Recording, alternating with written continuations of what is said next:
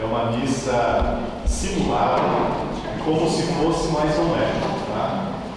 Não é um teatro, não é uma encenação, é uma meditação, uma explicação do que acontece na missa, quais as partes da missa. É como você já deve ter visto aquele livro, A Missa Parte por Parte, né? Ou A Missa Explicada. Então é mais ou menos isso que nós vamos fazer hoje aqui.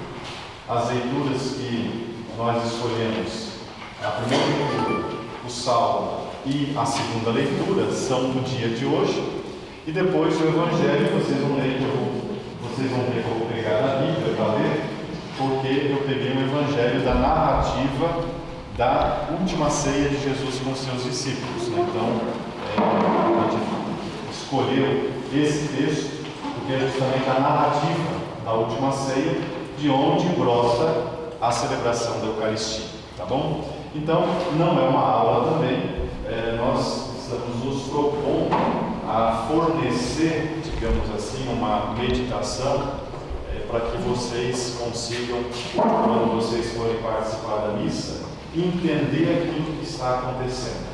Porque o Concílio Vaticano II, ele se propôs, né, a resgatar a Eucaristia lá do primeiro milênio, do início das comunidades cristãs, né? Muita gente diz que o Vaticano II, vocês já ouviram falar, que é o grande concílio que ocorreu de 62 a 65 na igreja, de 1962 a 1965, alguns dizem que o Vaticano II criou uma novidade. Ele não criou uma novidade. O Vaticano II, quando disse que a Eucaristia podia ser celebrada não mais de costas, né, mas voltada para o povo, não mais em latim, mas na língua vernácula, quer dizer, cada país celebra na sua própria língua. Nós celebramos em português, na França se celebra em francês ou italiano, enfim. Então, essa liberdade. Porque a Eucaristia, ela nasce de Jesus com os seus discípulos, na última ceia, que nós vamos ler no Evangelho. Depois, ela era uma reunião que acontecia nas famílias, dentro das casas das famílias. E as pessoas se reuniam, primeiramente, para duas coisas: para partir o pão, para ouvir a palavra, e depois para partir o pão como memória daquilo que Jesus fez com os seus discípulos. Tá certo? Bom, qualquer dúvida também, acredito que a gente possa fazer, né, alguma questão breve, simples. Nós temos aí mais ou menos 1 hora para fazermos esse nosso encontro, essa nossa meditação. Então, com tranquilidade, nós vamos transcorrendo. Eu não estou usando a estola, eu estou apenas com uma túnica para justamente dizer, nós estamos aqui fazendo como se fosse uma missa seca, uma simulação de missa. A Adélia Prado tem uma frase que ela diz, dentro das suas poesias: deixem a missa ser missa, né? Porque às vezes existe uma profusão, uma quantidade de coisas nas missas, e a gente perde muitas vezes o foco daquilo que é essencial. O essencial da missa são as duas mesas que nós temos na missa. A mesa da palavra, a qual a gente ouve o próprio Deus falando. Não é o leitor, não é o padre, mas é o próprio Deus quem fala para o seu povo. Então, a primeira mesa que a gente participa na Eucaristia, a mesa da palavra. E se vocês olharem nas igrejas, existe sempre uma espécie de estante que se chama de ambão, é onde Deus fala ao seu povo. E depois existe uma outra mesa um pouco maior, que se chama altar, né? Que é onde o sacrifício do corpo e sangue de Cristo se renova, se repete, e Cristo nos dá, como sendo pão, Ele nos dá também seu alimento, o seu próprio corpo e sangue. Tá certo? É interessante a gente saber, antes de mais nada, que dentro de uma igreja, quando a a Eucaristia geralmente acontece dentro da igreja, né? Existem alguns elementos importantes. Dois eu já falei. O primeiro deles qual que é? É o ambão e a mesa da palavra. Depois existe o altar, que é a mesa do pão, do corpo e sangue de Cristo. Mas existe um outro lugar importante também, que é o espaço da Assembleia Litúrgica, onde as pessoas tomam o seu lugar. E em outro lugar, a cadeira do presidente, que é onde o presidente, em nome de Cristo, preside a Assembleia que está reunida. Então, o altar, o ambão, o espaço da Assembleia reunida, vocês se lembram, onde 2 ou 3 estiverem reunidos, eu estarei no meio deles. E a cadeira do presidente, que é de onde o presidente conduz a Assembleia. Uma coisa interessante, né, que o presidente da celebração, que a gente chama de presbítero, ou padre, né, ou frei no caso, mas o frei é um padre que preside a Eucaristia, o religioso que tem o sacramento da ordem, né, que é ordenado, ele se reveste para a celebração. Né? Ele coloca geralmente uma túnica, né? Coloca uma estola, que é aquela faixa que tem as cores litúrgicas, né? Aquelas cores não é porque hoje eu estou gostando do verde, vou usar um verde, ou vou usar um vermelho, não. Aquelas cores têm toda uma simbologia também. Mas, e também domingo, às vezes numa festa mais especial, coloca uma outra capa ainda por cima que se chama de casula. Né? O significado disso o que é? Quando a pessoa do presidente, do padre, se dispõe a presidir a Eucaristia, não é mais o padre tal, não é mais o fulano ou o cicrano, ali ele está em nome do Cristo presidindo a Assembleia. Por isso que ele coloca, né, uma veste que, digamos, anula a sua pessoa para que ali ele esteja conduzindo uma comunidade. Entendeu? Então ali ele é realmente, como a palavra diz, ele é ministro. Porque ministro está em função de alguma coisa. Né? Então o padre, quando ele se reveste, existe inclusive algumas orações previstas para isso, enquanto ele se reveste, ele pode fazer, pode, não é obrigado.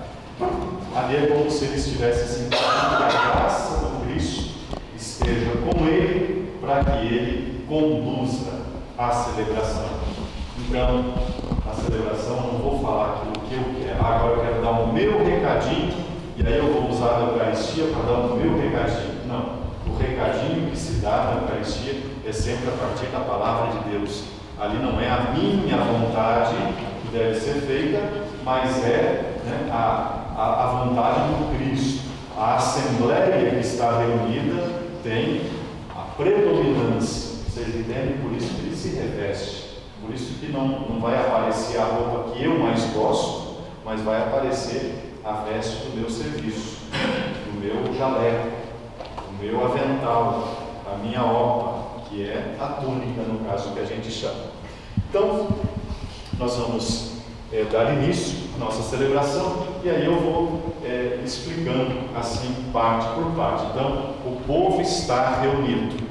Interessante que a missa começa na casa de vocês. Tá? A missa não começa na igreja, começa quando vocês se dispõem a ir à missa.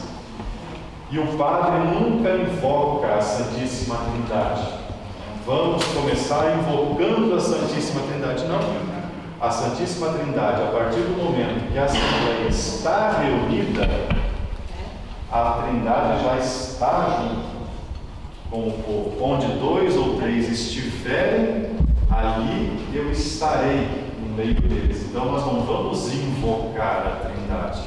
Nós vamos lembrar que nós somos reunidos em nome da Trindade Santa, que é em nome do Pai, do Filho e do Espírito Santo. Amém. Aí a saudação paulina, geralmente tirada da Bíblia: a graça de nosso Senhor Jesus Cristo, o amor de Deus, nosso Pai, a comunhão do Espírito Santo esteja convosco. E vocês respondem: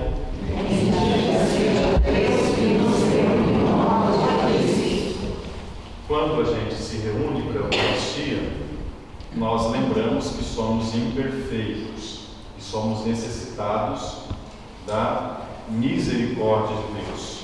Então, nós nos reunimos diante de Deus e lembramos que Deus é grande, Deus é o tudo da vida e nós estamos a caminho desse aperfeiçoamento. Somos ainda imperfeitos e incompletos. Por isso, e a gente tem certeza de que Deus é misericórdia.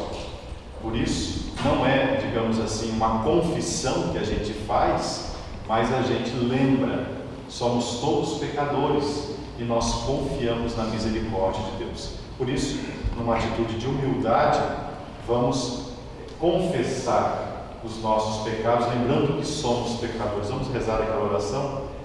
Confessemos os nossos pecados. Confesso a Deus Todo-Poderoso e a vós, anjos santos, e a vós, irmãos e irmãs, que rogueis por mim a Deus nosso. Deus Todo-Poderoso, tenha compaixão de nós, perdoe os nossos pecados e nos conduza à vida eterna. Amém. Nós não vamos rezar o Glória, mas geralmente algumas missas, como as missas dominicais, ou alguma missa que é tida como solenidade, né, que ocorre às vezes até durante a semana, como São Francisco de Assis, que ocorreu no dia 4, para nós aqui na paróquia, é nosso padroeiro, é uma solenidade. Né? Então nós rezávamos o Glória. O Glória ele tem a estrutura, ele é um hino de louvação, e ele tem que louvar a Trindade, o Pai, o Filho e o Espírito Santo. Qualquer canto do Glória que vocês pegarem, vocês podem olhar que ele tem essa estrutura de louvor ao Pai, ao Filho e ao Espírito Santo. Se não tiver isso, ele é apenas um enfeite, tá? É apenas um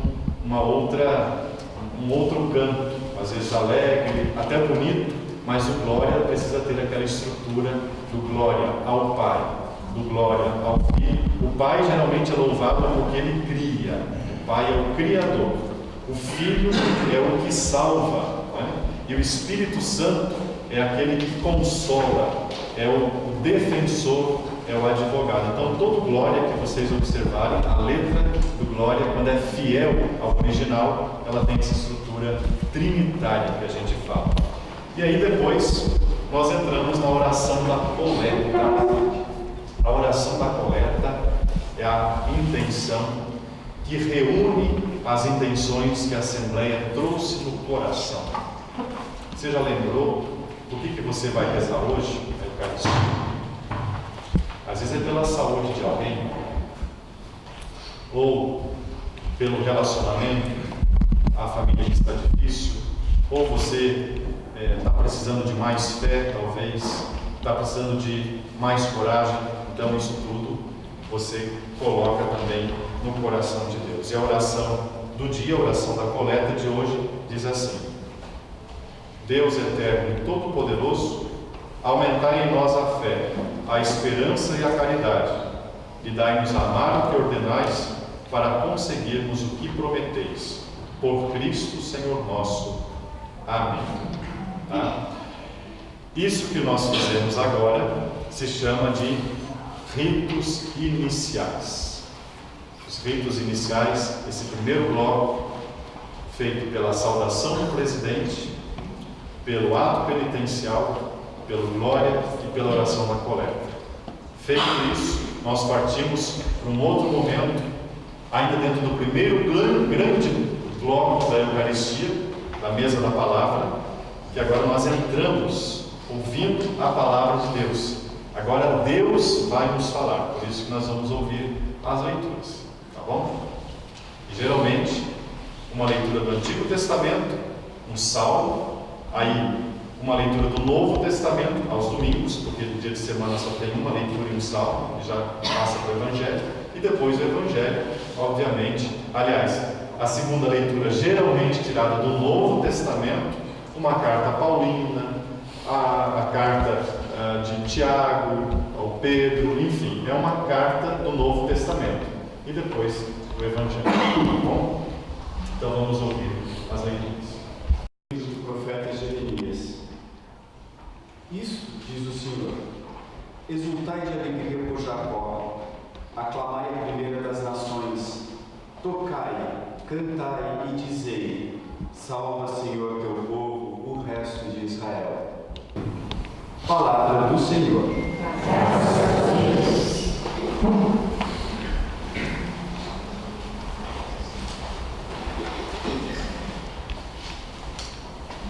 Responsório. Maravilhas fez conosco o Senhor. Nossos lábios e canções. Maravilhas fez conosco o Senhor. Mas foi aquele que lhe disse: Tu és o meu filho, eu hoje te gerei. Como diz em outra passagem, tu és sacerdote para sempre, na ordem de Melquisedeque.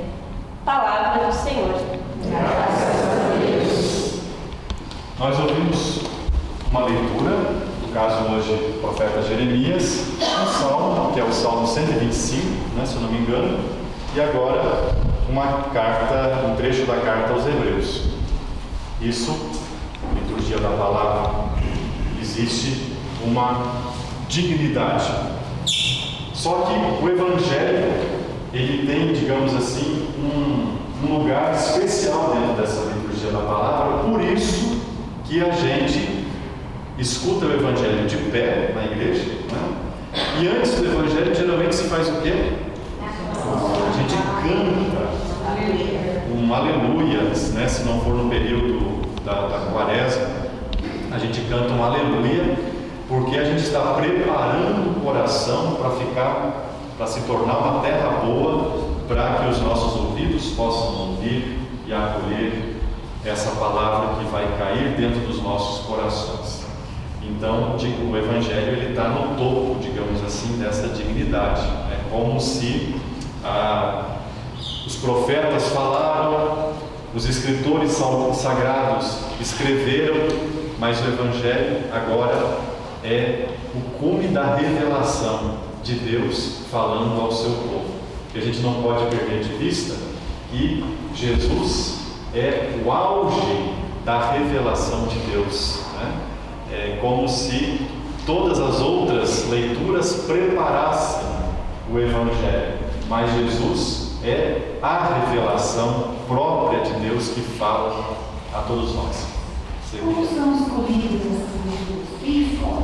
Olha, isso é uma questão ampla, porque isso são centenas ou dezenas de séculos, na verdade, porque teria que haver todo um curso, na verdade, para explicar, porque as leituras, elas têm alguns ciclos, Por exemplo, dia de semana, existe um lecionário chamado ferial, que é dos dias da semana, e que se alterna em anos A, B e C, Então, nós estamos esse ano, por exemplo, no evangelista Marcos, que é do ano B. Ano que vem, o evangelista de referência vai ser Lucas, porque estaremos no ano C. E assim, 2020 volta para o ano A, que tem como Mateus referência. Bom, isso é uma coisa. Durante a semana, você tem o evangelho, o lecionário dos dias de semana, e que se divide em anos pares e anos ímpares. Então, esse ano 2018, nós lemos textos dos anos pares. 2019, vamos pegar textos dos anos ímpares. E assim vai se sucedendo ao longo dos anos. Digamos, esse cronograma, essa lógica é muito difícil de dizer para você assim em poucos minutos, porque isso foi sendo cunhado ao longo dos séculos nos mosteiros, pelos santos padres da igreja, os antigos santos, que foram, como também as leituras, ou melhor, os textos eucológicos, que são esses textos de orações. Uma oração eu já rezei aqui, essa chamada oração da coleta. Isso tudo foi surgindo ao longo dos séculos na igreja. E o elenco das leituras também foi sendo digamos, pensado, né, ao longo dos séculos. E claro que o Concílio Vaticano II, que ocorreu de 1962 a 65, ele pega tudo isso, amplia, atualiza esse elenco para que, de acordo com as realidades, as festas litúrgicas, seja mais acessível às pessoas. Mas uma coisa que é interessante a gente saber, as leituras que nós estamos lendo hoje aqui, se você for à Itália, serão as mesmas leituras. Se você for ao Japão, onde existe a Igreja Católica, vão ser as mesmas leituras, porque é o mesmo calendário litúrgico, tá certo? Que a Igreja Universal, né, segue, tá? E claro, então, o Vaticano II é que, porque essas leituras, na verdade, antes do Vaticano II, talvez os avós de vocês pegaram isso, não era servido para as pessoas. Esse momento da palavra não era servido para as pessoas. As pessoas vinham à missa, mas elas faziam durante a missa uma novena, né? Enquanto o padre de costas celebrava a missa. Então, enquanto o padre lia os textos da Bíblia para ele, de costas, virado para a parede, uma senhora rezava o terço, o marido dela fazia uma novena para São José, a outra fazia uma novena para Santo Expedito. Então, não existia essa partilha, esse acesso à palavra. Tá? Então, o Vaticano II que devolve isso para as pessoas. Tá certo? Então, eu não sei se mais ou menos é porque é uma aula à parte quase. Deixa eu só perguntar uma coisa. Normalmente faz, né? Primeira leitura, depois o salmo, eles podem ser cantado ou falado? Ou ele tem que ser. Tanto faz. Tanto faz. Existem melodias para a salmodia, né? Existem melodias, mas depende. O ideal é que seja cantado. Vamos então aclamar o Evangelho cantando que todo mundo conhece. Aleluia, aleluia, aleluia,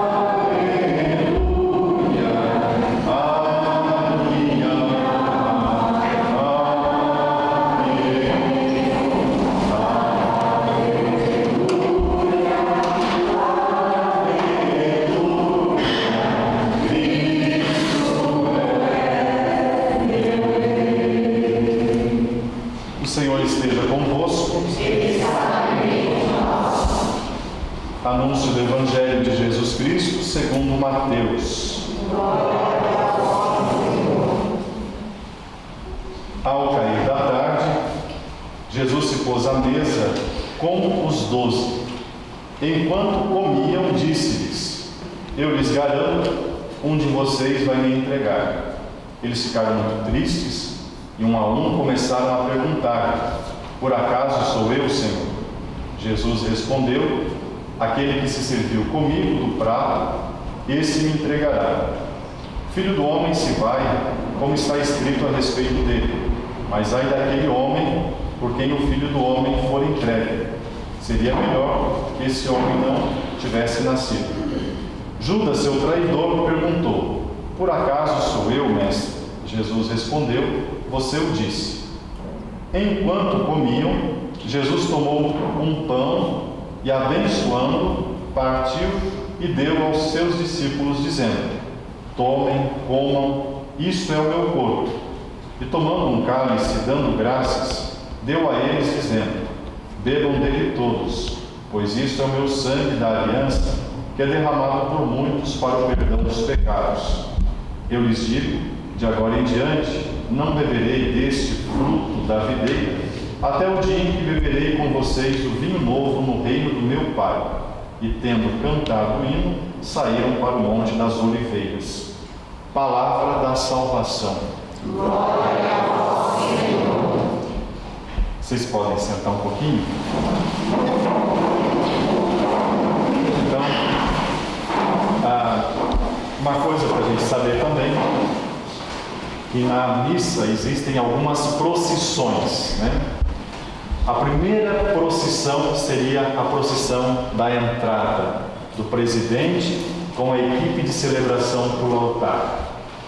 A outra procissão é essa que eu fiz do altar para o ambão, que geralmente nas missas mais solenes, não sei se vocês já participaram de alguma, em que fica um livrão, né, que é quase uma arma em cima do altar, que é mais que um tijolão, né? Se chama Evangeliário. É um livro pesado, dá uns 10 quilos pelo menos, por isso que eu disse que é um perigo, se cair no pé de alguém. Aquele livro, ele vem em procissão, trazido em procissão para o ambão. É uma outra procissão também. A outra procissão, quando os fiéis levam para o altar os dons, né, do pão e do vinho. Alguma oferta, pode ser um donativo, pode ser um bem material, pode ser um dinheiro, né? Elas trazem isso para o altar. A outra procissão, a procissão das pessoas que vêm para o altar para receber a Eucaristia, para comungar. E a última procissão, a da saída do altar, que o ideal é que fosse do altar para a porta de entrada da igreja. E ali então se encerra a celebração. Bom, isso só para vocês saberem. Então, o Evangelho, eu disse, ele tem uma dignidade especial dentro do bloco da liturgia da palavra, porque vocês cantaram aclamando o Evangelho. Eu disse para vocês, o Senhor esteja convosco, né? Vocês disseram, Ele está no meio de nós. Nós fizemos sobre nós 3 cruzes. Vocês fizeram também? Aqui na testa, na boca e no coração. Existem nuances de interpretação, né? Uma delas seria abrir, Senhor, a minha mente, né, para que eu possa entender. Abrir os meus lábios para que eu possa falar. E abrir também o meu coração para que eu possa acolher, guardar e amar essa palavra. Então, a mente, a boca e o coração. Alguns vão dizer que também está ligado aos sentidos, às emoções, bom, mas o principal é isso, né? A mente do entendimento, a boca que fala e o coração que guarda e sente. E depois, o presidente geralmente faz uma cruz sobre o livro, né? Para dizer que o livro, ele é sagrado também. Por isso que a palavra de Deus, ela nunca deveria ser proclamada de qualquer folhetinho, né? Aqueles folhetinhos que são muito descartáveis. Depois da missa, às vezes eles vão parar em qualquer lugar, até cesta de banheiro, eles vão parar muitas vezes. Então, a palavra de Deus, ela tem um caráter sagrado que não deveria dar essa impressão, né, de uma coisa provisória que se usa aqui e se descarta ali. Mas o livro em si é sagrado, tá? E eu escolhi o Evangelho da narrativa da última ceia, porque mostrou para nós que a missa, ela brota do encontro de Jesus com os seus apóstolos, seus 12 apóstolos. E o que Jesus fez nesta última ceia? O que Jesus fez? Primeira coisa, ele se reuniu com eles, né? E o que ele fez depois? Instituiu a Eucaristia. E a Eucaristia foi instituída com um material, né, com alguma coisa que ele pegou. E o vinho. Mas ele pega o pão e faz o quê? Ele dá graças. Né? Dar graças é agradecer, é abençoar. E depois ele pega o vinho e faz o quê também? Ele deu graças também, depois ele distribui. Né? Bom, a gente vai explicar depois que na maioria das nossas igrejas, hoje em dia, a gente comunga do pão, né? E acaba que o vinho fica no altar, para os ministros às vezes consomem. Depois a gente pode falar sobre isso. Então nós vamos entrando no seguinte oração, nós vamos entrando agora no segundo bloco, né? Mas eu queria ainda dizer para vocês que a liturgia da palavra, ela, feito o Evangelho, vocês participam da homilia. Vocês sabem o que quer dizer homilia? Conversa familiar. Homilia não é sermão. Sermão é uma outra coisa. Sermão é você pegar um tema, né? Vamos supor, sobre o amor em São Francisco de Assis. Então, o sermão vai tratar sobre o amor em São Francisco. Aí vai ser um sermão, um tema. A homilia é você partilhar das leituras. Homilia quer dizer conversa entre pessoas de uma mesma família. Sermão é quando você elege um tema e aí você vai fazer um sermão sobre aquele tema. Pode ser sobre o valor da vida humana. Então, vou fazer um sermão sobre isso. Achar os argumentos para falar sobre o valor da vida do ser humano. E aí eu vou defender, isso é um sermão. Homilia a partir da palavra, que é o ideal, né? A Eucaristia está embasada na palavra e a gente partilha essa palavra. Bom, feita a homilia, domingo vocês rezam, nós rezamos, né? O creio, porque dentro do creio estão os principais itens da nossa fé. Que Jesus é o Filho de Deus. Quais outros pontos? Que Jesus se encarnou, que Jesus viveu, que ele era filho de quem? Da Virgem Maria, que ele padeceu, foi sepultado, morto, ressuscitado, né? Então são os pontos. É como acontece esse movimento. A gente ouve a palavra de Deus e aí a gente diz: nós estamos de acordo com essa palavra que nós ouvimos, nós concordamos com essa palavra, e agora então a gente vai rezar o creio. Por isso que a gente reza o creio, porque nós estamos de acordo que aquela palavra que nós ouvimos é digna da nossa fé. E, inclusive, no creio também a gente reza, né? Nós cremos na Santa Igreja Católica. Uma coisa muito interessante para nós é percebermos que quando a gente fala da igreja, né? Na verdade, igreja somos todos o povo de Deus.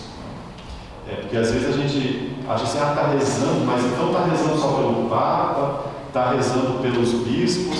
Aí se a pessoa tem uma coisa contra, aí ela já, eu vou rezar Santa Igreja, né? Mas na verdade ela está rezando por ela mesma, entendeu? Porque ela é batizada também. Essa pessoa que está ali na Assembleia, ela não foi trazida de arrasto, ela veio no mínimo com as próprias pernas. Então ela também é uma filha, um filho de Deus. Ela está rezando por ela mesma, por aquela pessoa ali, né? Então, toda a vida que a gente reza, e na oração eucarística nós vamos entrar, a gente reza algumas vezes pela igreja, mas a igreja como comunidade de todos os batizados e batizadas que estão no mundo inteiro, né? No mundo inteiro. Claro que a gente reza também pelo Papa, né? Como é bom a gente rezar pelo Papa Francisco, né? Pelos bispos que têm a função de conduzir, claro, porque se não tem ninguém que conduza, vira a casa da mãe Joana, né? Então tem que ter alguém que conduz, claro. Mas igreja, se a gente entender só no sentido de, como se fala, hierarquia, a gente empobrece, né? E fica tudo na miséria, no nosso sentido espiritual. Igreja somos todos nós. Então, feito o creio, que é a nossa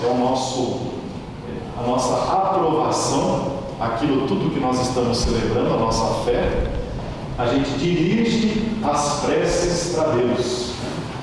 Então Deus primeiro falou para nós ouvimos Deus falar nas leituras, e agora nós falamos a Deus pelas preces que nós dirigimos.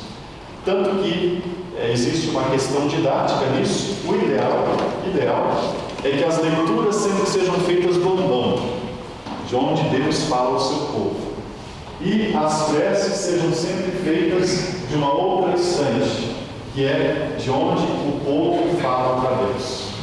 Então, é uma dinâmica didática para que também isso entre na na compreensão das pessoas que Deus nos fala e depois nós respondemos a Deus agradecendo ou pedindo a Ele de um outro lugar também que representa o nosso espaço, que geralmente é uma estante disposta na Assembleia.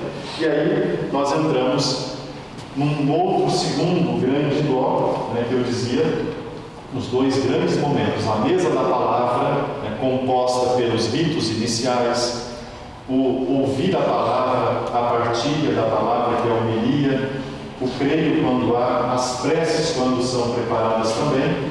Feito isso, então, se fecha o momento da mesa da palavra.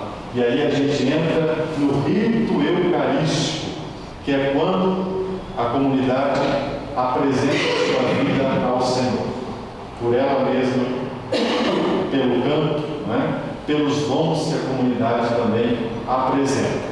Uma coisa muito importante a gente perceber: quando Jesus toma o pão e o vinho, eram os principais elementos que Jesus tinha. O pão e o vinho, na cultura judaica, simbolizavam tudo o que de melhor a cultura, a vida das pessoas tinham, produziam, e era para eles sinal da vida, da abundância, da fartura, da bênção de Deus. O vinho, símbolo da alegria, símbolo da saúde, e o pão, símbolo da vida por excelência. Jesus se fez pão e disse, esse é o pão da vida, esse é meu corpo, e esse vinho é agora o meu sangue. Bom, para nós também tem o mesmo significado que para Jesus. E o que eu queria dizer é que nesse pão, nesse vinho, ali estão condensadas ou condensados tudo aquilo que nós somos. É como se o pão e o vinho fosse a síntese da nossa existência. É porque nós não temos outra coisa melhor para oferecer. Tudo que nós temos estão representados no pão e no vinho. Por isso que a gente traz o pão e o vinho para o altar, como símbolo da nossa essência, como símbolo da nossa vida. De tudo aquilo que nós oferecemos para Deus, se resume nesse pão e nesse vinho. E claro que nós temos a missão na África, Vocês sabem, lá no fundo da igreja tem vários banners. Então lá na África as pessoas levam também para o altar. Claro, o pão e o vinho não pode faltar, mas as pessoas também levam galinha, levam outros animais, bodes, carneiros, não sei mesmo o que, levam e oferecem aquilo para a missa. Depois o que é feito eu não sei. Mas o momento do ofertório, que o nome mais correto seria a apresentação das oferendas, é o símbolo da comunidade que se oferece junto com Jesus naquele altar do sacrifício. Tranquilo? Então, nós vamos fazer agora o ofertório. Vou tomar água.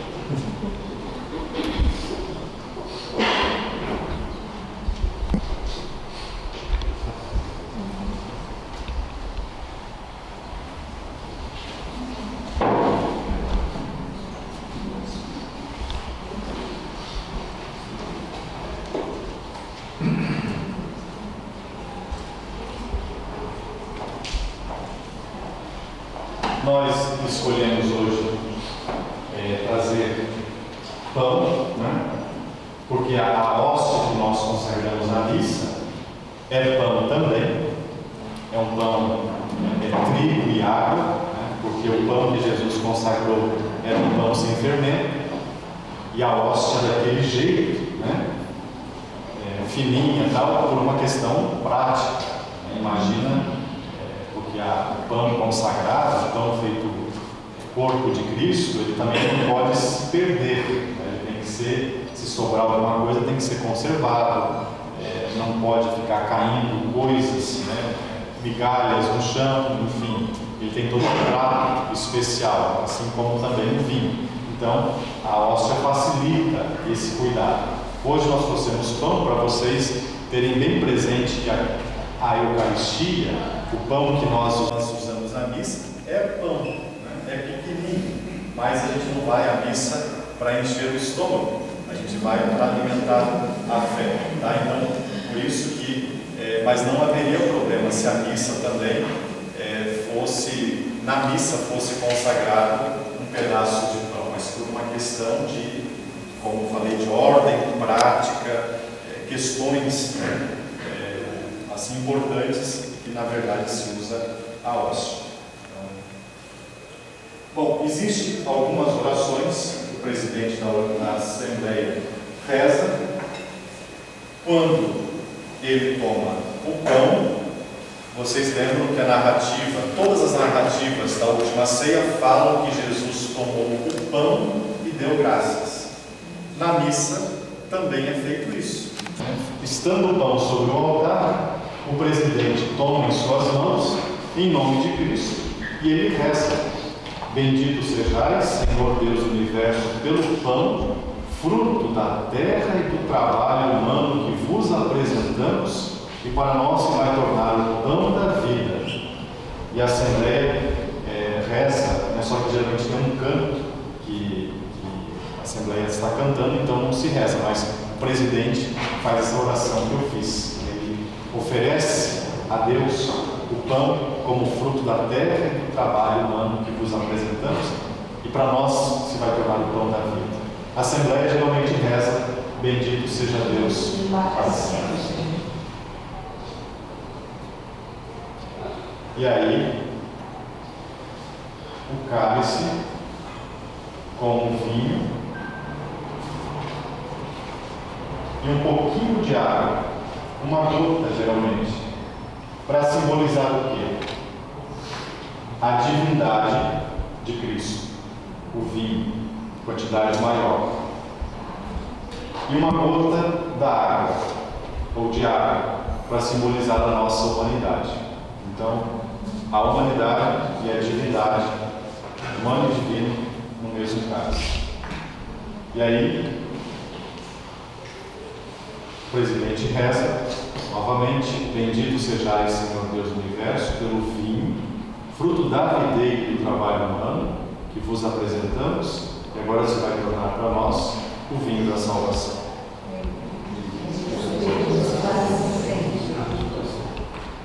De coração contrito e humilde sejamos, Senhor, acolhidos por vós, e seja este sacrifício de tal modo oferecido que vos agrade, Senhor nosso Deus.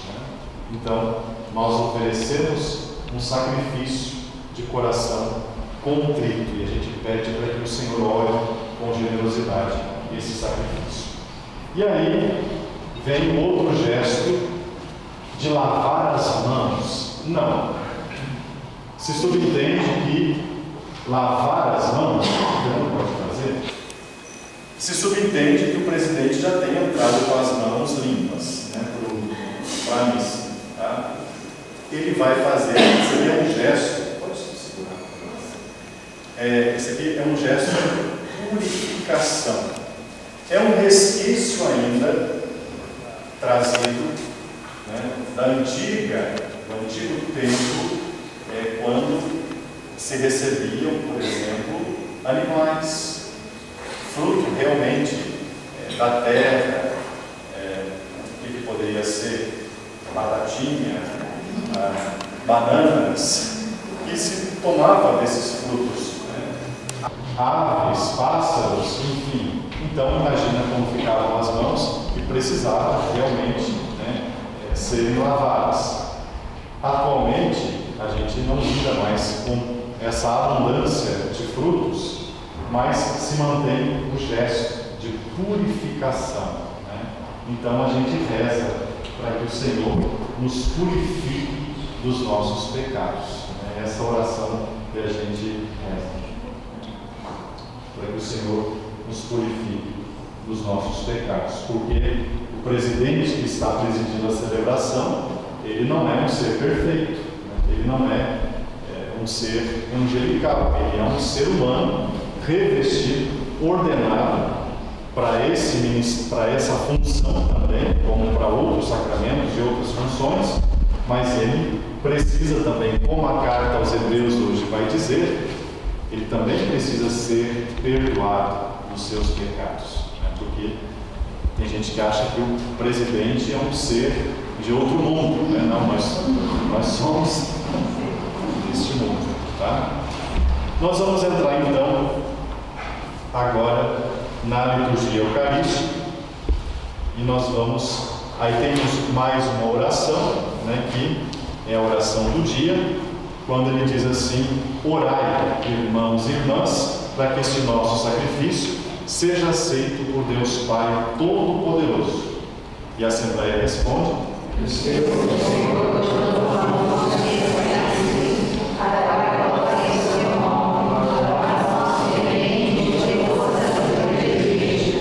E aí a oração sobre as oferendas dispostas sobre o altar, hoje: olhai, ó Deus, com bondade as oferendas que colocamos diante de vós, e seja para a vossa glória a celebração que realizamos, por Cristo nosso Senhor. Amém. E aí nós entramos no momento chamado prefácio. Prefácio é uma palavra que quer dizer fazer aquilo que está antes. Prefácio é aquilo que está antes da consagração, que geralmente tem várias opções. Vamos pegar aqui da oração eucarística, número 2, deixa eu só localizar aqui, que hoje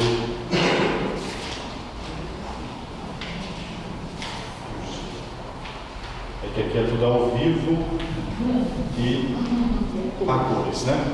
Então vamos pegar o prefácio que diz assim: na verdade é justo e necessário, é nosso dever e salvação dar-vos graças sempre e em todo lugar, Senhor Pai Santo, Deus eterno e todo-poderoso, por Cristo Senhor nosso. Compadecendo-se da fraqueza humana, ele nasceu da Virgem Maria. Morrendo no leito da cruz, ele nos libertou da morte. Ressuscitando dos mortos, ele nos garantiu a vida eterna. Por ele os anjos celebram a vossa grandeza, os santos proclamam a vossa glória. Concedei-nos também a nós associarmos a seus louvores, aí cantando a uma só voz, e a Assembleia vai cantar o santo, né? O santo é uma aclamação que a Assembleia faz também. Inclusive tem um trecho que lembra, né, a entrada de Jesus em Jerusalém, né? Hosana, né, ao Senhor, é bendito que vem em nome do Senhor. Quer dizer, Hosana justamente é uma palavra que quer dizer aclamar aquele que vem. Então, nós estamos aclamando o Senhor. E aí nós entramos então na oração eucarística. Tem várias orações eucarísticas. Dia de semana, a mais usada é a número 2. É uma oração completa, claro, e é uma oração mais breve também, mas tem orações belíssimas. Vocês pegam o Missal, por exemplo, que é aquele livro que fica geralmente na sacristia, tem orações ali belíssimas, de densidade teológica muito grande, que eu às vezes fico pensando se as pessoas conseguem absorver aquilo, porque a gente vai rezando na liturgia e tem uma densidade muito grande que precisaria de uma meditação, às vezes, para cada colocação. Então, nós vamos entrar agora, depois do santo, no momento chamado consagração, que diz assim: na verdade, ó Pai, vós sois santo e fonte de toda santidade. Santificai, pois, estas oferendas, derramando sobre elas o vosso Espírito, a fim de que se tornem para nós o corpo e o sangue de Jesus Cristo, o vosso Filho e Senhor nosso. E aí a Assembleia responde: santificai nossa oferenda, nossa Senhor. Eu não vou passar toda a oração eucarística, mas o que eu quero lembrar é que toda a oração eucarística é aquilo que Jesus fez, o gesto de dar graças. Eu já dizia antes que quando eu tomei o pão e o vinho e disse, né, bendito sejais, Deus Altíssimo, pelo pão, pelo vinho, fruto da terra, fruto da videira, é a ação de graças. E a oração eucarística é essa grande oração de ação de graças também, que ali a comunidade, em nome ou melhor, o presidente da celebração, em nome da comunidade, está fazendo a Deus. Tá? Feito isso, então, quando se faz a chamada anamnese, né? Dentro da oração eucarística tem essa anamnese, tem gente que tem amnésia, né? Que é o esquecimento, né? Quando você esquece, você tem uma amnésia. A anamnese é a recordação. Quando nós fazemos naquela noite, né? Jesus tomou o pão, deu graças, partiu, deu aos seus discípulos. É a anamnese, a recordação daquilo que Jesus fez. Depois, com o vinho, a anamnese daquilo que Jesus fez com os seus discípulos, com os seus apóstolos. Aí vem aquela aclamação: eis o mistério da fé, que a Assembleia recorda que a Eucaristia é a recordação da paixão, morte e ressurreição de Jesus, e diz: vinde, Senhor Jesus. Segue a oração eucarística, a ação de graças, né? Continua aí rezando sim pela igreja, pelos vivos, pelos mortos, né? A gente lembra dos falecidos, e depois termina com o quê? Com por Cristo, né? Por Cristo, com Cristo e em Cristo. Quer dizer, a liturgia é cristocêntrica, né? Ela tem Cristo como centro. Pena que depois do por Cristo, as pessoas se esquecem de dizer o amém. Vocês já viram que às vezes, quando a gente pega, né, geralmente o pão e o vinho, por Cristo, com a voz Deus Pai, na unidade do Espírito Santo, toda honra e toda glória, agora e para sempre. Vocês foram generosos. Mas às vezes nas assembleias, o pessoal deixa um vácuo, né? Não responde. E ali está novamente a grande aprovação da Assembleia para dizer que tudo aquilo que foi rezado na oração eucarística é verdade. É verdade, nós acreditamos, e por isso que a gente diz amém. E feito esse momento, a gente entra dentro da liturgia eucarística, dentro de um outro espaço, de um outro momento chamado rito da comunhão, com a oração do Pai Nosso. Vamos rezar o Pai Nosso?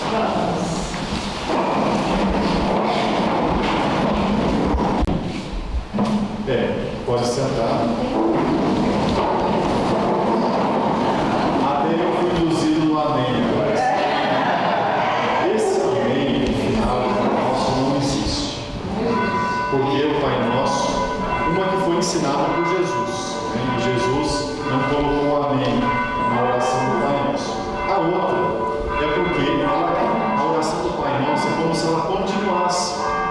Porque o presidente da celebração ele já segue dizendo assim: livrai-nos de todos os males, ó Pai, que a gente reza, né? Livrai-nos do mal. E aí o presidente continua: livrai-nos de todos os males, ó Pai, e dai-nos hoje a vossa paz. Ajudai-nos pela vossa misericórdia, sejamos sempre livres do pecado, protegidos de todos os perigos, enquanto vivendo a esperança, né? Essa vida a gente vive esperança, aguardando a vinda de Cristo Salvador. Então, o Pai Nosso não tem fim. E depois entramos na oração pela paz, que geralmente é uma oração do presidente. Na liturgia, existe uma alternância entre as orações presidenciais, que são as orações que geralmente o padre faz, e as orações da Assembleia. Como essa oração pela paz é uma oração do presidente, né? Assim também, daqui a pouco a gente vai ver que o Cordeiro de Deus é uma oração da Assembleia. É uma oração da Assembleia. Tá certo? Então, nós rezamos pela paz, e existe um gesto muito bonito na celebração, que pode ser, geralmente, esse momento do dito abraço da paz, né? Alguns às vezes preferem fazer logo no começo da Eucaristia, se cumprimentar, aquele abraço, aperto de mão, outros no final. Eu acho que ele está bem colocado ali onde ele está, se bem que eu já transferi ele para frente ou para trás também, não tem problema. Mas ele está bem colocado por quê? É um momento que antecede a nossa aproximação do pão, do corpo e sangue de Cristo. E ele tem uma mensagem, né? Eu já falei isso numa outra missa para nós aqui, que ele mostra que nós somos a Assembleia dos Reconciliados. No fundo, quem participa da Eucaristia é uma pessoa que está reconciliada consigo, com Deus e com as outras pessoas. Por isso que ela dá um abraço para a paz, por isso que ela deseja a paz. Quem tem paz dentro de si não consegue desejar a paz para outra pessoa. Até pode desejar, mas vai desejar da boca para fora. Então, a verdadeira paz, ela só sai de dentro de nós se realmente existe paz dentro do nosso coração. Por isso que a gente diz, antes de nos aproximarmos do banquete, né, saudai-vos com um abraço da paz. E aí as pessoas geralmente se saúdam. É um gesto que pode também ser suprimido, né, ou omitido. Ele não tem uma, digamos assim, não é fundamental, porque a paz, né, ela já se subentende também de quem esteja participando. Feito isso, né, é interessante que se não existiu o abraço da paz, se ele foi omitido, né, que também não se dê, porque logo em seguida, a oração ali da Senhor Jesus Cristo, disseste aos vossos apóstolos, alguém vai puxar o Cordeiro de Deus. E o Cordeiro de Deus é uma oração que requer que os nossos olhos estejam voltados para o altar. E o nosso olhar, a nossa mão não esteja fazendo outra coisa, mas que o nosso olhar esteja bem voltado para o altar, porque o presidente da celebração vai partir o pão. E aí requer que a gente esteja olhando, porque nós vamos rezar, Cordeiro de Deus que tirais. E é uma oração da Assembleia que o ideal não seria o presidente puxar essa oração, porque ela é da Assembleia. O presidente ali parte o pão, e a Assembleia, enquanto ele parte o pão, a Assembleia reza Cordeiro de Deus, né? Que geralmente a Assembleia reza 3 vezes, né? Cordeiro de Deus, que tirais o pecado do mundo, tem de piedade de nós, repete, né? Tem de piedade de nós, e depois dai-nos a paz. Mas é uma oração que poderia se estender quanto fosse necessário para terminar a fração do pão. E só depois, então, dai-nos a paz, né? Mas sempre as pessoas ficam meio engessadas, né? Aquelas 3 vezes ali, Cordeiro de Deus, que tirais o pecado do mundo. Às vezes a gente está fracionando o pão e já acabou o cano e poderia estar repetindo enquanto, porque ele lembra esse cordeiro, né, na oração da missa, que ocorre várias vezes, é o cordeiro levado ao matadouro, né, que é Jesus. É o cordeiro que se doou, que morreu por nós. E agora, olhando para esse pão que é partido, né, Jesus teve a sua vida fracionada também, para nos alimentar, né? Então essa memória, na verdade. E enquanto existia essa fração do pão, essa oração podia ser rezada, e aí se conclui: Cordeiro de Deus, que tirais o pecado do mundo, dai-nos a paz. Eu vou convidar a Fernanda para me ajudar a partilhar o pão, e vocês vão ver, vocês podem depois ir rezando o Cordeiro, tá? O presidente da celebração, ele geralmente faz uma coisa, vocês podem observar, ele faz um gesto, que ele pega um pedaço do pão e põe dentro do cálice, né?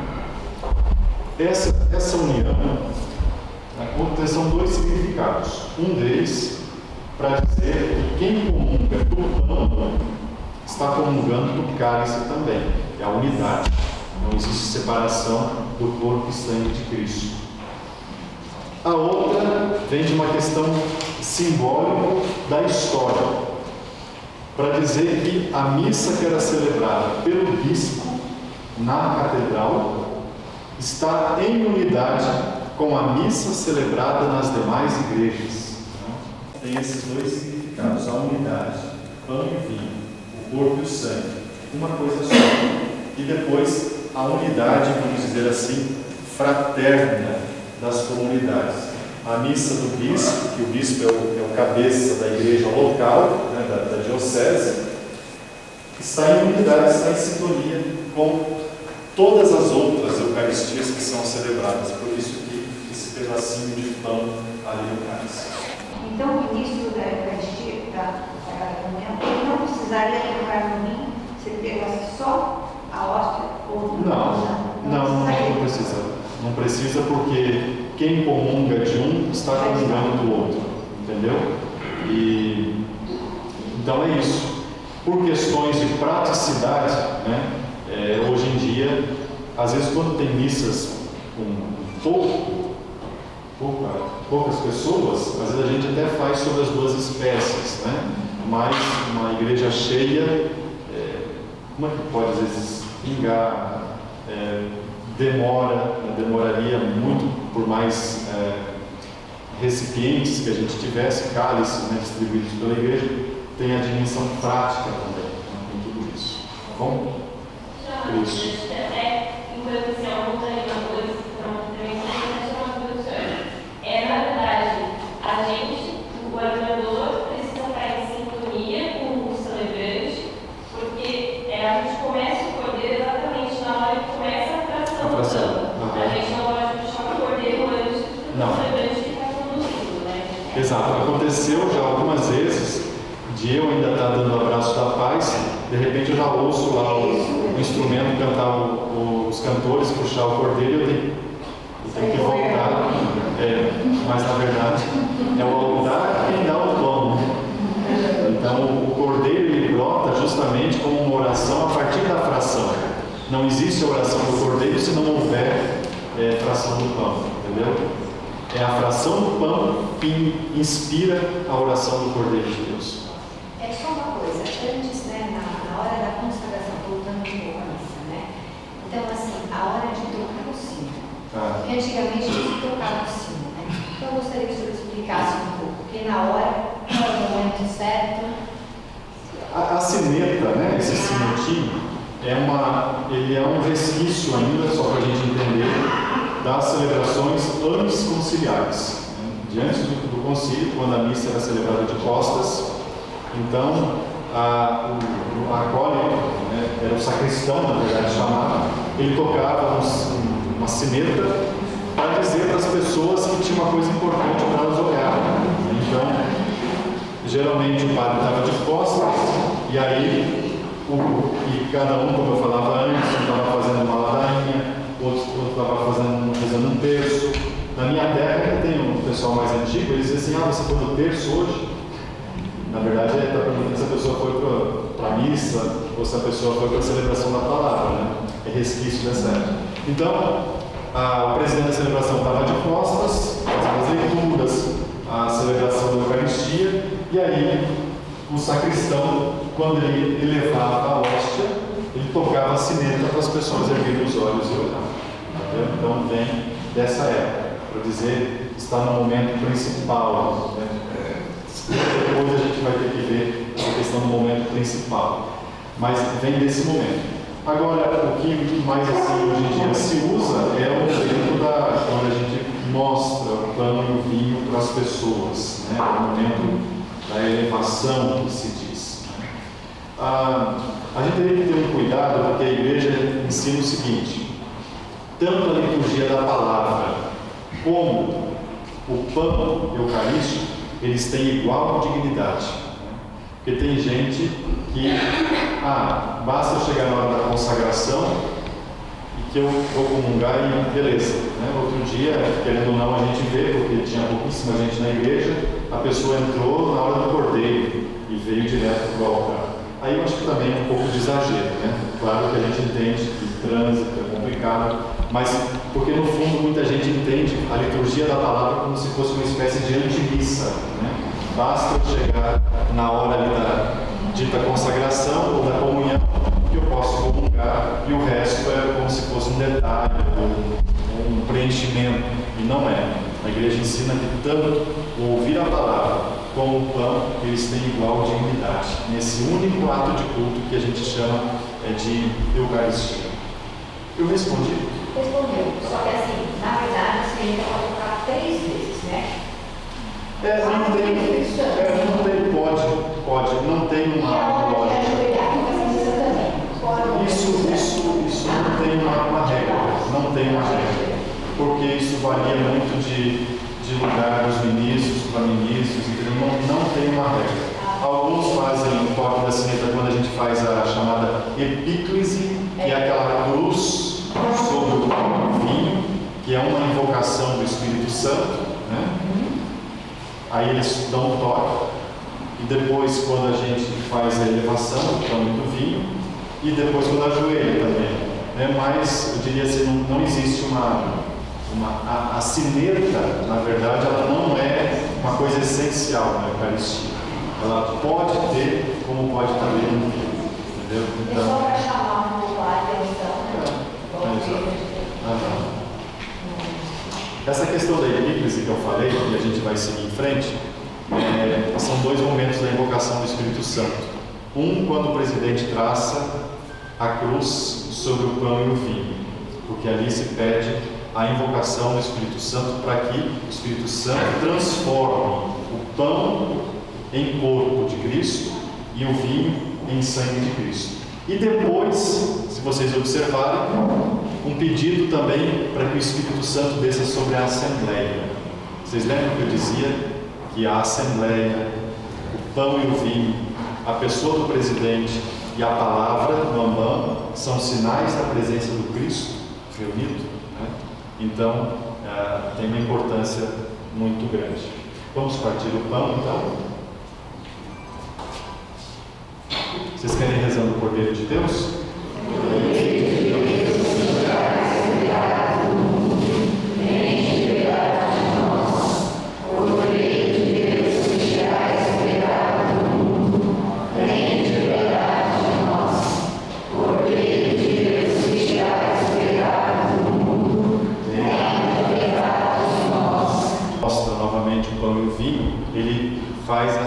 Ele reza essa frase, né?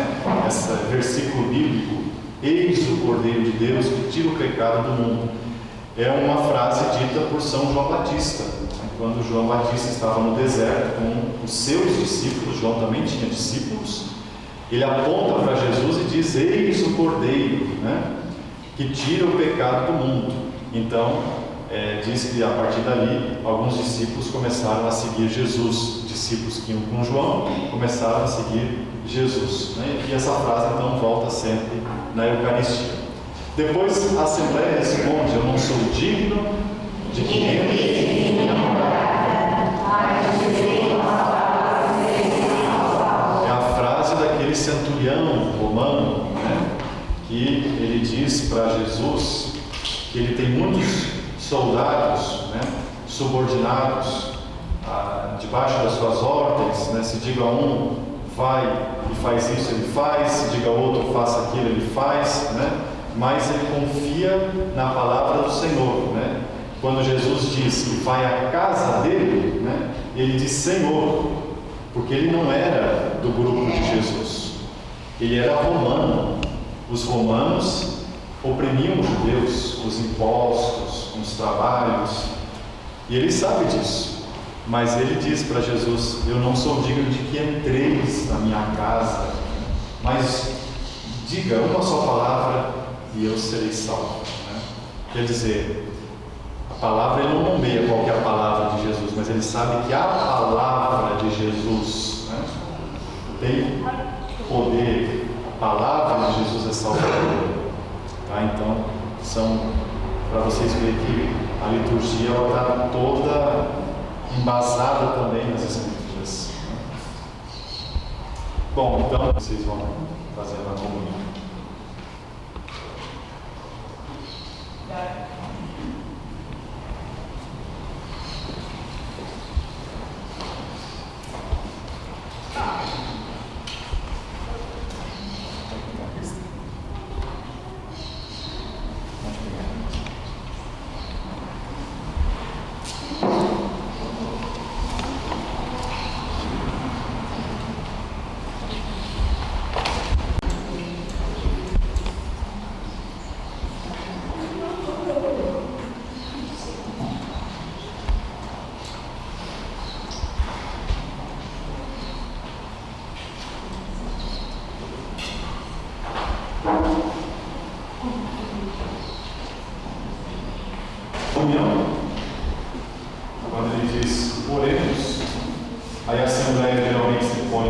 fé.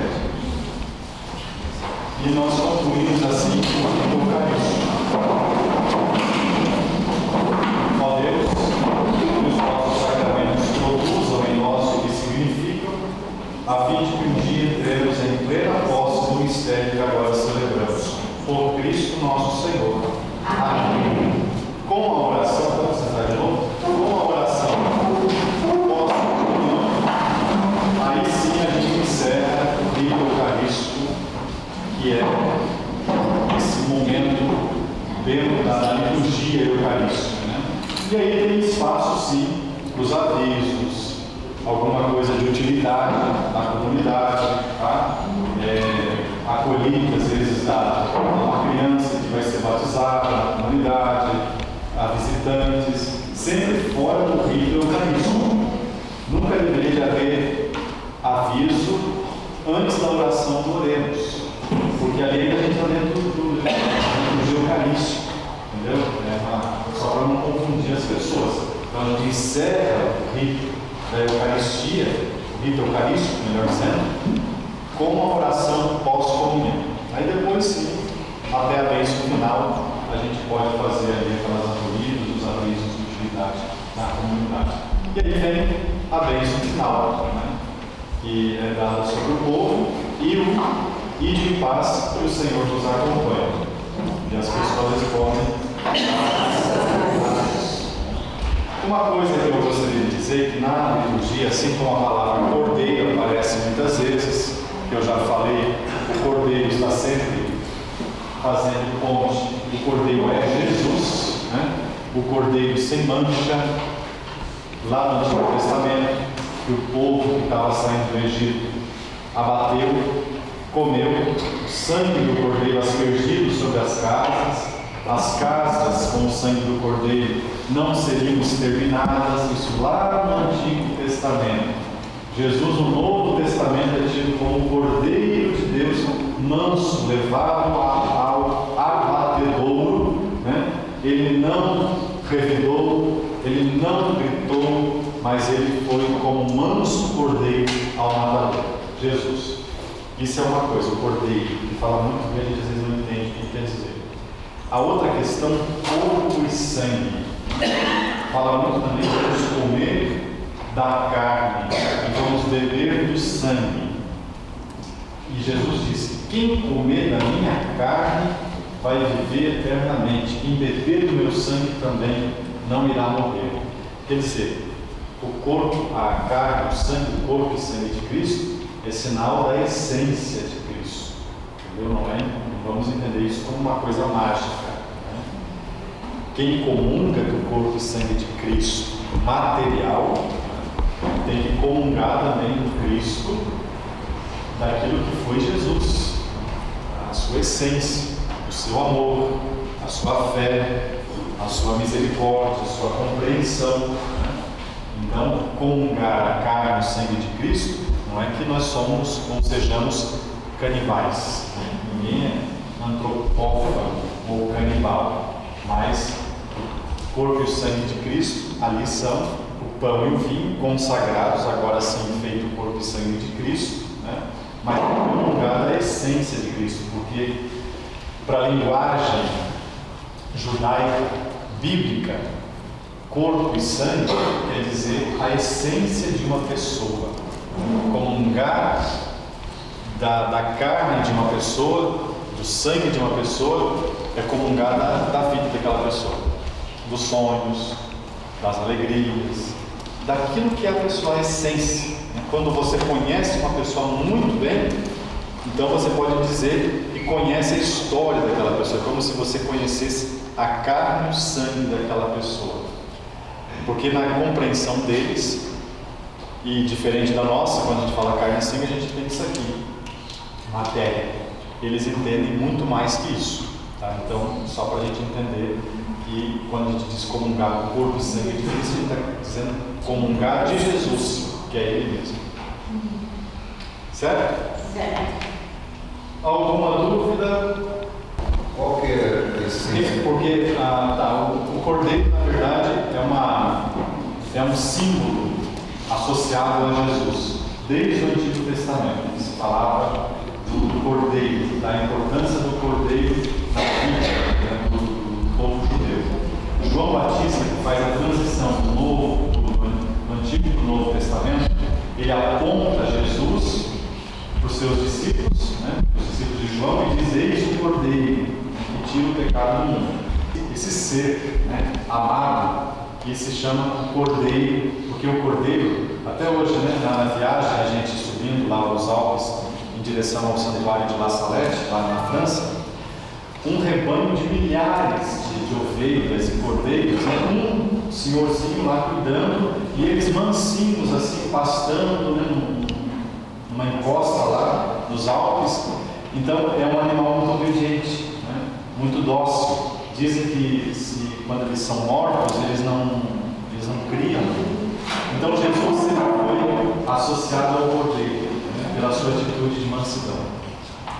Jesus geralmente está ligado, Jesus quer dizer que salva, né? Até vou falar sobre isso na missa de hoje. Mas Jesus é a questão do homem histórico, Jesus, o homem que viveu nesse mundo como nós, ser humano.